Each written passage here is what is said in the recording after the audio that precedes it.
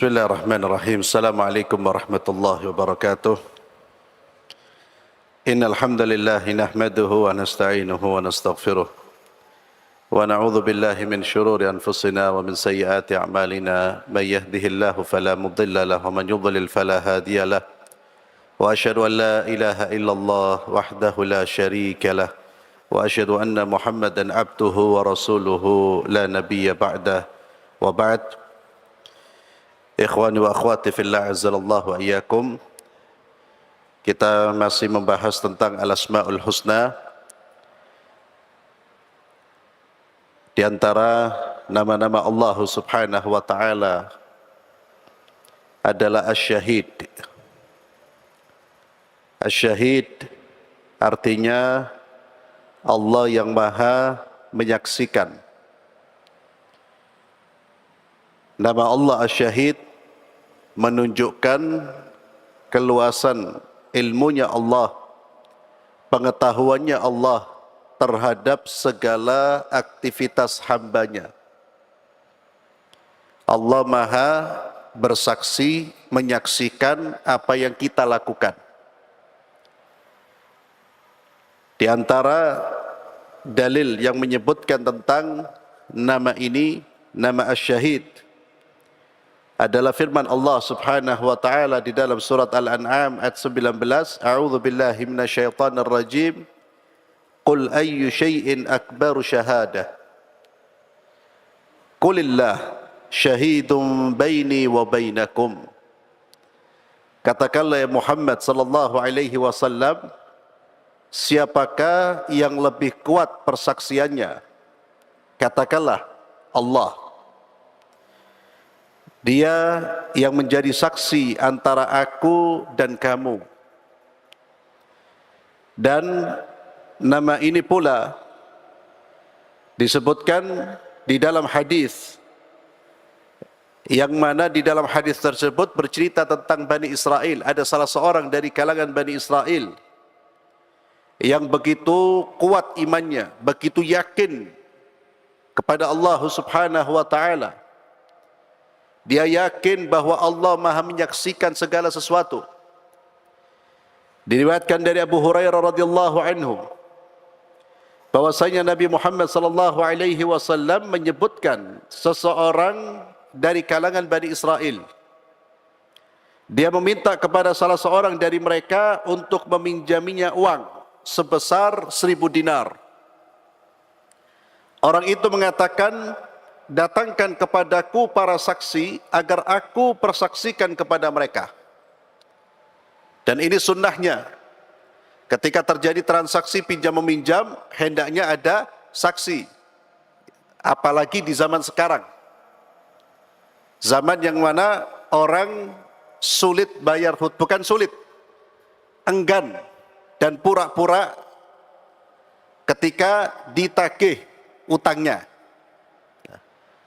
Dan yang parah, ya, yang bahaya, yang berat, yang ditagih itu, yang nggak mau bayar itu terkadang ahli sholat. Jadi bukan orang-orang yang nggak sholat. Banyak orang sholat, soleh ibadahnya, tapi kalau urusan fulus, urusan uang, na'udzubillah. Maka penting sekali utang itu jatuh, apalagi uangnya banyak, ya, atau utangnya itu banyak. Ketika dia minta didatangkan saksi, maka dia menjawab, kafa billahi syahida. Cukuplah Allah sebagai saksi. Qala fa'tini bil kafil. Kalau begitu, datangkan kepadaku seseorang yang bisa menjamin. Dia menjawab, kafa billahi kafila. Cukuplah Allah sebagai penjamin. Qala sadaqta, kamu benar. Fadafa'a ilaihi ila ajalin musamma, lalu ia memberikan uang tersebut kepadanya sampai batas waktu yang ditentukan. Ya. Ini kisahnya di riwayat disebutkan bahwa orang yang mau bayar ini, singkat cerita, dia tidak menemukan, ternyata tidak menemukan alat transportasi atau perahu atau kapal yang bisa menyampaikan kepada orang yang memberi pinjaman. Akhirnya dia belah kayu, dia masukkan uang itu dan dia persaksikan di hadapan Allah, ya Allah, dahulu kami menjadikan engkau sebagai saksi, sebagai penjamin. Maka ini uangku ya Allah, sampaikan kepada fulan, dan ternyata kayu tersebut sampai kepada fulan. Ini kisah di masa orang-orangnya jujur, beriman, bertakwa, dan memiliki keyakinan yang kuat kepada Allah Subhanahu wa taala. Kalau sekarang antum mau minjamin uang, ayo kita datangkan saksi. Oh jangan, Allah saja jadi saksi. Ya. Kalau zaman sekarang kita ragu. Ya. Sekalipun yang ngomong mungkin berjenggot, ragu. Ya. Ini urusan fulus, kecuali kalau antum memang betul-betul mau memberi, silakan. Ya. Karena ini jeritan banyak orang, uangnya tidak kembali. Ini asyahid, Allah menjadi saksi. Dan nama Allah ini hendaknya terus kita ingat dan hendaknya kita yakini seyakin-yakinnya dan terus kita hadirkan kesaksian Allah dalam seluruh perbuatan kita. Agar terkontrol perbuatan kita. Terutama ikhwani fillah, hadirkan kesaksian Allah tatkala kita beribadah kepada Allah. Ketika antum, saya salat, hadirkan kesaksian bahwa Allah sedang menyaksikan saya, sedang melihat salat saya, sedang melihat ibadah saya. Demikian pula ibadah-ibadah yang lain. Wallahu syahid. Allah maha menyaksikan perbuatan hamba-hambanya. Maka asyahid itu adalah Allah, zat yang tidak tersembunyi baginya sesuatu pun. Maka dialah Allah yang menyaksikan segala sesuatu dan melihatnya. Maka pengetahuan kita dengan nama ini, ketika kita mengenal bahwa Allahu Syahid, sebelumnya kita mengenal Allahul Alim, Al-Alim, Al-Alim, Al-Basir, As-Sami', maka tidak sepatutnya kita melakukan perbuatan-perbuatan yang tercela di hadapan Allah Subhanahu wa taala. Kalau kita masih melakukan perbuatan-perbuatan yang diharamkan oleh Allah, artinya kita sudah memiliki rasa malu atau tidak memiliki rasa malu. Kalau dilihat manusia saja kita merasa malu.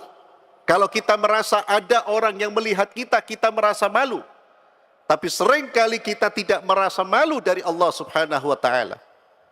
Kita lebih malu dari manusia daripada dari Allah. Ini menunjukkan begitu rendahnya Allah di hadapan kita, di hati kita. Tidak lagi Allahu Akbar, Allah Maha Besar, Allah Maha Agung, Allah Maha Melihat. Tidak ada di dalam hati kita. Mungkin di dalam lisan-lisan kita terucap, tapi belum sampai tertanam di dalam hati. Buktinya apa? Buktinya perbuatan-perbuatan kita yang seringkali lebih malu kepada manusia daripada malu kepada Allah. Yang seringkali ketika beramal ingin dilihat manusia dan melupakan penglihatan Allah Subhanahu wa taala. Maka jadikan Allah sebagai saksi kita dan terus kita hadirkan kesaksian Allah dalam seluruh amal-amal perbuatan kita, termasuk solat kita, ma'asyiral muslimin, karena itu salah satu yang bisa membangkitkan kekhusyuan kita, bahwa Allah sedang melihat saya, Allah sedang menyaksikan saya, Allah sedang menilai solat saya, ibadah saya. Kemudian di antara nama Allah Subhanahu wa taala Al-Muqaddim wal Muakhir. Itu dua nama Allah Subhanahu wa taala, Al-Muqaddim wal Muakhir. Sebagaimana di dalam hadis Nabi sallallahu alaihi wasallam, di dalam doa beliau menyebutkan antal muqaddim wa antal muakhir wa anta ala kulli syai'in qadir. Ya Allah, engkaulah al-muqaddim. Al-muqaddim artinya yang mendahulukan. Al-muakhir artinya yang mengakhirkan. Wa anta ala kulli syai'in qadir, dan engkaulah ya Allah maha kuasa atas segala sesuatu. Makna al-muqaddim wal muakhir, mendahulukan dan mengakhirkan, itu bisa terjadi pada hal-hal yang sifatnya kauniyah, penciptaan alam semesta. Seperti Allah mendahulukan penciptaan sebagian makhluk dari makhluk yang lain. Bahkan anggota tubuh kita tidak sekaligus. Tidak satu waktu tercipta seluruh anggota tubuh kita. Satu persatu anggota tubuh kita mulai diciptakan oleh Allah Subhanahu wa taala. Allah al-Muqaddim. Kenapa pendengaran dulu sebelum penglihatan? Itu diantara pengaruh dari nama Allah al-Muqaddim. Dan itu pasti ada hikmahnya. Karena seluruh ciptaan Allah, demikian pula seluruh perbuatannya Allah, mendahulukan, mengakhirkan, itu tidak ada yang sia-sia. Semuanya ada hikmahnya, ada maknanya. Ini yang kemudian menjadi kajian oleh ilmuwan. Al-Muqaddam wal Muakhir itu terkait dengan hal-hal yang bersifat kauniyah. Demikian pula Allah mendahulukan sebab dari musababnya. Allah, siapa yang mendahulukan sebab? Siapa yang mengakhirkan musababnya? Allah. Sebab dan musabab tidak lahir dengan sendirinya, tapi Allah lah yang menggerakkan. Al-Muqaddam wal Muakhir, bukan bisa jadi, di antara makna Al-Muqaddam wal Muakhir juga Allah mendahulukan dan mengakhirkan terkait dengan hal-hal yang bersifat syar'iyah. Seperti kenapa Allah mendahulukan syariat ini? Kenapa Allah mendahulukan Nabi Nuh menjadi seorang nabi? Kenapa Allah mengakhirkan Sayyiduna Muhammad sallallahu alaihi wasallam?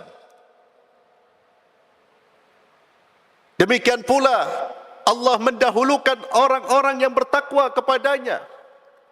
Allah mendahulukan orang-orang yang bersegera kepadanya. Dan Allah mengakhirkan orang-orang yang memperlambat diri untuk menuju kepadanya. Di dalam hadis yang sahih, Nabi SAW mengingatkan kepada kita, orang yang sengaja terlambat mendatangi salat, dia terus memperlambat dirinya, maka dia akan diakhirkan oleh Allah dari masuk surga. Allahul Muqaddim wal Muakhir. Demikian pula nama ini juga membuat kita tenang. Ketika kita menginginkan sesuatu dalam kehidupan kita, lalu belum tercapai, yakinlah bahwa itu merupakan rencana Allah untuk mengakhirkan apa yang kita miliki, apa yang kita minta. Kita merasa apa yang kita minta belum terwujud, maka ketahuilah bukan belum terwujud, tapi sudah terwujud, namun dia akan terwujud sesuai dengan kehendak Allah. Bisa jadi permintaan kita diakhirkan tepat pada waktu kita betul-betul membutuhkan itu. Kenapa tidak dimajukan? Karena Allah tahu itu membahayakan kita. Maka nama ini sebagian melengkapi dan meyakinkan diri kita untuk betul-betul bertawakal kepada Allah. Termasuk orang-orang yang didahulukan, diakhirkan. Kenapa kau fulan didahulukan kematiannya? Semuanya kehendak Allah. Kenapa? Karena Allah lah Al-Muqaddim wal Muakhir. Manusia tidak bisa mengatur, Pak. Tidak bisa manusia itu mengatur. Yang mengatur urusan kita siapa? Allah Subhanahu wa ta'ala. Maka ketika kita memahami Allah Subhanahu wa ta'ala Al-Muqaddim wal Muakhir, maka hendaknya kita mendahulukan apa-apa yang didahulukan oleh Allah. Perbuatan-perbuatan yang dicintai oleh Allah, kerjakan. Karena itulah yang akan membuat diri kita didahulukan oleh Allah masuk ke dalam syurga. dimajukan oleh Allah dalam barisan orang-orang yang bertakwa. Sebagaimana hadis yang tadi saya sampaikan, orang-orang yang memperlambat dirinya datang untuk melaksanakan salat, maka Allah akan akhirkan dia. Itu diantara nama Allah subhanahu wa ta'ala. Asy-syahid, kemudian apa tadi? Al-muqaddim wal-muakhir. Muqaddim wal-muakhir ini dua nama yang selalu beriringan, Pak.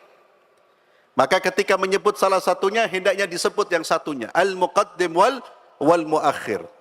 Kemudian, diantara nama-nama Allah subhanahu wa ta'ala yang harus kita kenali adalah Al-Qabid Al-Basit. Al-Qabid Al-Basit.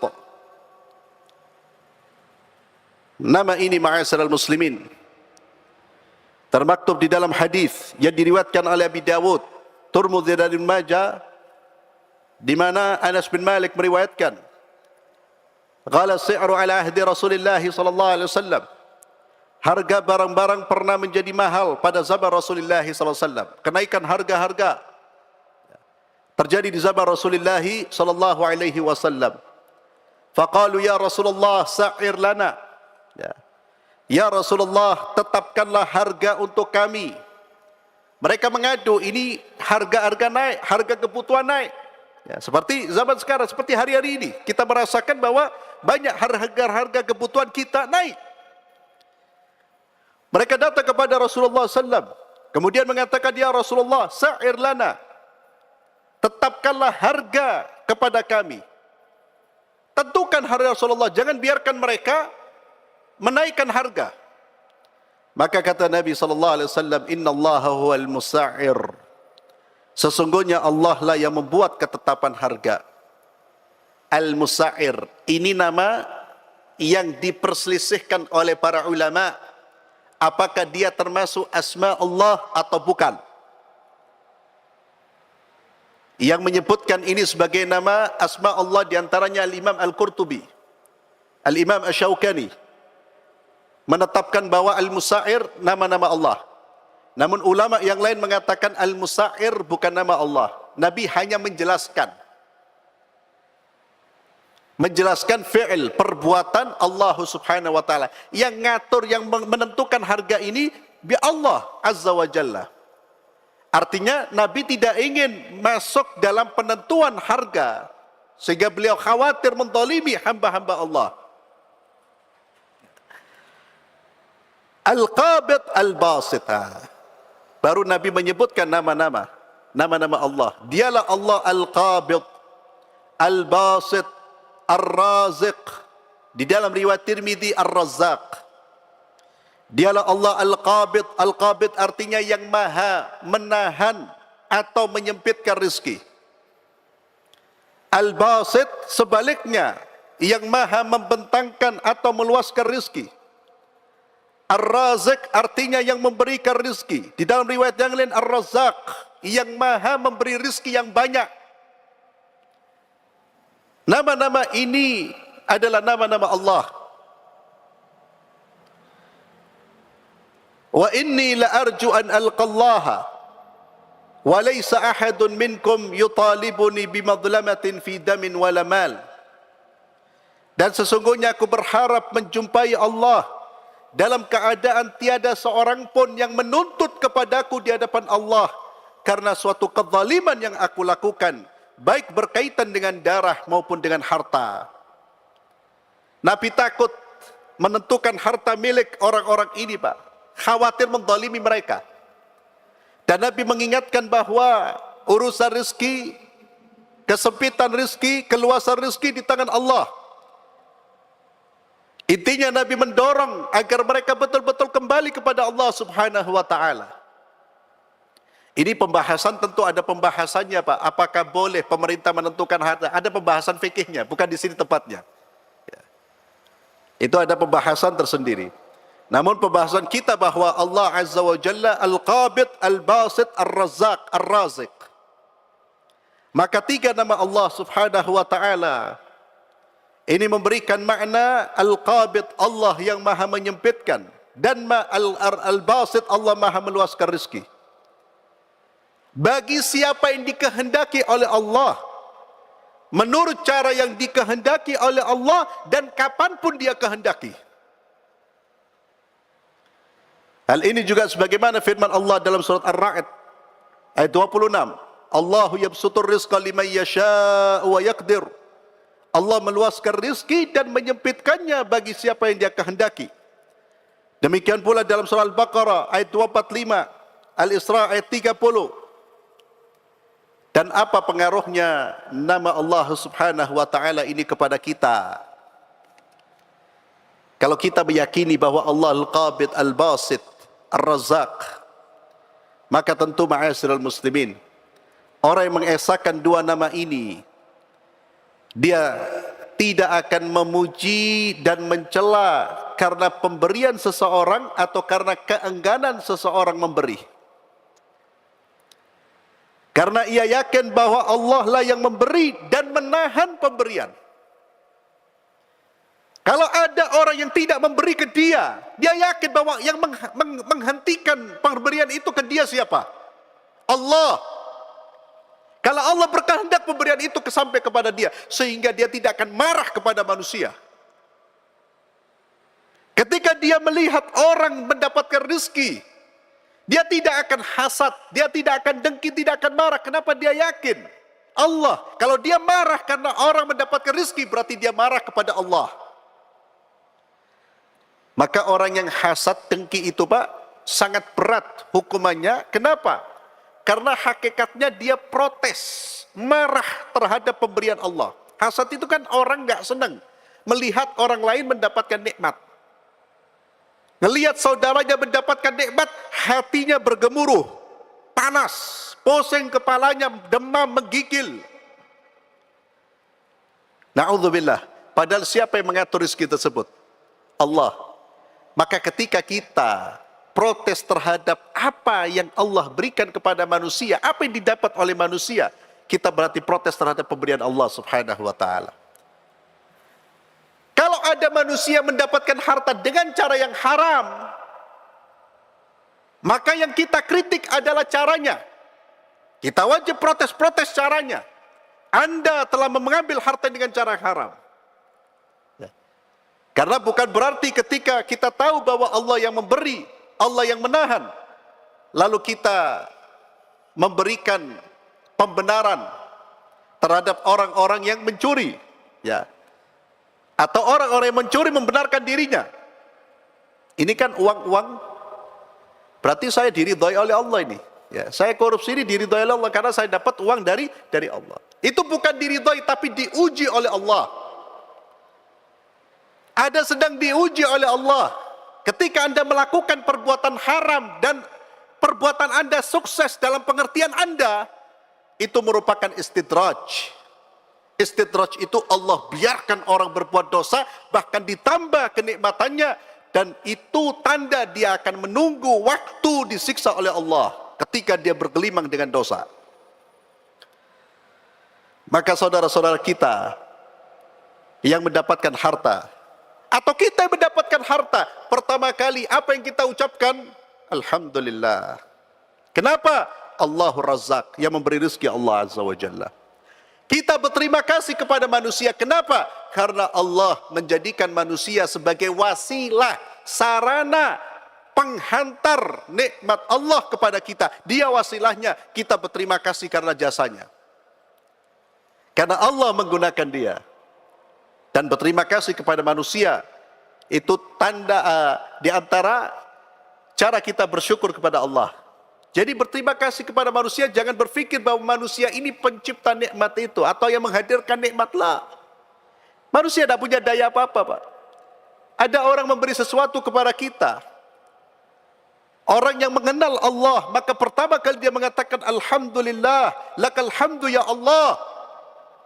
Kemudian dia mengucapkan terima kasih, Pak. Ketika dia disembuhkan, maka dia akan mengucapkan Alhamdulillah, lakal hamdu kama yanbaghi li jalali wajhika ya Allah. Terus terucap kata-kata syukur kepada Allah. Kenapa? Dia kenal Allah, siapa yang memberi. Baru dia terima kasih, Dok. Terkadang kita lupa dengan pencipta, pemberi rizki, pemilik rizki, tapi ingat kepada yang nggak punya apa-apa. Coba kadang-kadang orang kalau disembuhkan dari penyakit, Pak. Oh, Masya Allah, dokternya. Zikirnya itu jadi dokter. Ada si fulan yang ngasih uang, terus nama-namanya disebut, lupa dengan zikrullah.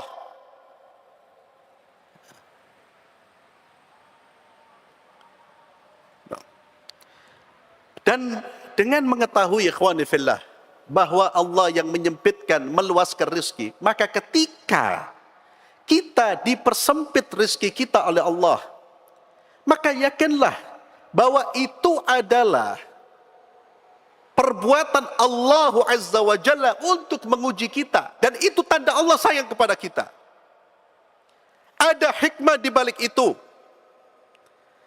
Ketika Anda yakin bahwa yang menyempitkan harta ini adalah Ar-Rahman, Ar-Rahim, Al-Hakim, maka Anda akan merasa tenang. Anda tetap berusaha, berikhtiar, berdoa. Ketika diberi apa hasil dari usaha kita, ikhtiar kita, Allah yang memberi, kita tetap berterima kasih. Dan dunia pasti ada orang-orang yang diluaskan rezekinya, ada disempitkan, itu pasti, Pak. Dan itu bukan tanda cintanya Allah atau bencinya Allah kepada seorang. Orang yang berharta belum tentu dicintai oleh Allah. Orang yang miskin juga belum tentu dicintai oleh Allah. Kaya miskin itu umum, sunnatullah. Tapi yang kita kejar apa? Kekayaan di akhirat. Maka Nabi SAW menyebutkan manusia di dunia ini pasti ada 4 golongan ini. Di antaranya kata Nabi SAW, orang yang miskin di dunia tapi di akhirat dia kaya. Surga dia dapatkan. Ya Allah. Ya. Kalau kita katakan miskin di dunia itu hidupnya tidak enak, kalau itu asumsi kita lah. Miskin umpamanya hidupnya tidak enak 80 tahun tidak enak. Umpamanya 80 tahun mulai lahir sampai mati nangis terus dia. Tidak enak. Kemudian dimasukkan ke dalam surga. Wallahi hilang semua penderitaan itu, Pak. Bahkan tidak nyantol itu. Ada kata Nabi, orang yang dikayakan di dunia, dia miskin di akhirat, neraka tempatnya. Pilih mana, Pak? Pilih mana? Miskin di dunia, soge di akhirat. Saya pilih kaya di dunia, kaya di akhirat. Itu golongan yang lain. 4 golongan kata Nabi. Jadi ketika seorang hamba disempitkan artinya dia ya hartanya segitulah. Tidak seperti fulan dan fulan. Maka jangan kemudian kita protes, marah. Lah, ini yang melakukan Allah, Tuhan saya yang maha cinta kepada saya. Allah yakin bahwa inilah yang terbaik buat saya. Bukan Allah yakin, Allah tahu bahwa inilah yang terbaik buat saya. Kita harus meyakini ini yang terbaik. Karena banyak manusia yang ketika hidupnya pas-pasan, Pak, taatnya kepada Allah luar biasa. Masjid di soft pertama. Tapi ketika hidupnya diberi kesenangan, diberi keluasan rezeki, sudah hilang dari rumah-rumah Allah. Tidak semua kekayaan itu mendatangkan kebaikan. Kebaikan itu adalah pilihan Allah. Serahkan hidup kita kepada Allah. Silakan Allah memilih. Untuk saya itulah yang terbaik. Kalau Allah menyempitkan, alhamdulillah, saya syukuri dan saya sabar. Dan kita tetap berupaya, berikhtiar karena itu perintah Allah.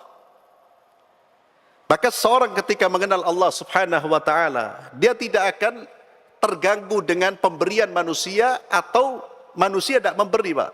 Ada orang tidak dikasih, marah dia. Lupa dia bahwa orang ini tidak memberi dia. Itu siapa yang menahan? Allah Azza wa Jalla. Maka setelah salat kita membaca doa apa? Allahumma la mani'a lima a'taita, wa la mu'tiya lima mana'ta, wa la yanfa'u dzal jaddi minkal jaddu. Allahumma la mani'. Ya Allah, tidak akan ada yang bisa menahan kalau engkau memberi. Dan tidak ada yang bisa memberi kalau engkau menahan. Itu yang zikir yang kita baca setelah salat. Kemudian di antara nama Allah Subhanahu wa taala adalah Ad-Dayyan. Ad-Dayyan artinya Allah Subhanahu wa taala yang memberi balasan dan perhitungan. Maka seluruh manusia ma'asyiral muslimin, akan dibalas oleh Allah, seluruh perbuatan kita, Pak. Termasuk duduknya kita di sini. Karena Allah, insya Allah ini akan menjadi kebaikan bagi kita di akhirat. Seluruh perbuatan kita, langkah-langkah kita ke masjid akan dibalas oleh Allah. Demikian pula perbuatan-perbuatan buruk kita akan dibalas oleh Allah. Oleh karena itu bertobatlah sehingga tidak terjadi pembalasan di hari kiamat. Artinya tidak terjadi pembalasan sanksi kepada kita. Maka bertaubatlah kepada Allah. Ketika kita menyadari pernah berbuat salah, berbuat dosa, ketahuilah dosa, kesalahan pasti ada balasannya. Karena Allahu Ad-Dayyan, Allah yang maha membalas, Allah yang membuat perhitungan. Seluruh amal kebaikan akan dibalas oleh Allah. Demikian pula amal kejelekan. فَمَنْ يَعْمَلْ مِثْقَالَ ذَرَّةٍ خَيْرًا يَرَهُ وَمَنْ يَعْمَلْ مِثْقَالَ ذَرَّةٍ شَرًّا يَرَهُ. Dan kita selalu diingatkan di salat kita, setiap rakaat kita diingatkan akan adanya hari pembalasan. Maliki yaumiddin, dialah Allah, Raja yang merajai hari pembalasan. Kita diingatkan bahwa seluruh perbuatan hamba-hambanya, seluruh perbuatan kita akan dibalas oleh Allah Subhanahu wa taala. Maka doronglah diri kita untuk senantiasa berbuat ketaatan kepada Allah sehingga kita mendapatkan balasan yang baik di sisi Allah Subhanahu wa taala. Wallahu a'lam bissawab. Mudah-mudahan bermanfaat. Kita tutup dengan doa kafaratul majlis. Subhanakallahumma wa bihamdik asyhadu an la ilaha illa anta astaghfiruka wa atubu ilaik. Assalamualaikum warahmatullahi wabarakatuh.